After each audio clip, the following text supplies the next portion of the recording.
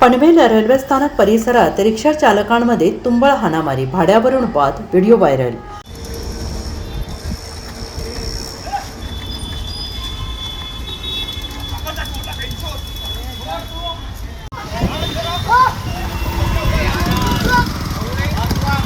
Panvel railway स्थानक परिसरात रिक्षा भाड्यावरून दोन रिक्षा चालकांमध्ये झालेला वाद चांगला चिघळल्याची घटना समोर आली आहे।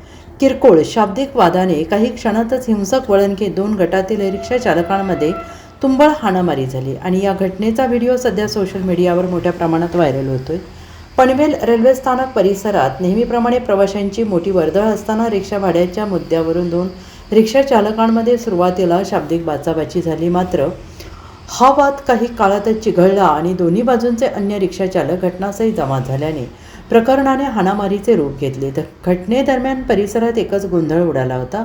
प्रवासी आणि स्थानिक नागरिकांनी मोठी गर्दी केली होती। काही नागरिकांनी हा संपूर्ण प्रकार मोबाईलमध्ये कैद केला।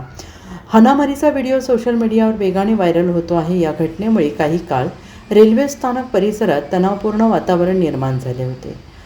पनवेल रेल्वे स्थानक परिसरात रिक्षा चालकांमधील वाद आणि प्रवाशांसोबत होणारी किरकोळ संघर्ष वाढत असल्याने नागरिकांनी नाराजी व्यक्त केली असून प्रशासनाने या प्रकारांकडे गांभीर्याने लक्ष देण्याची गरज आहे। Bureau report SBN Marathi, Panvel.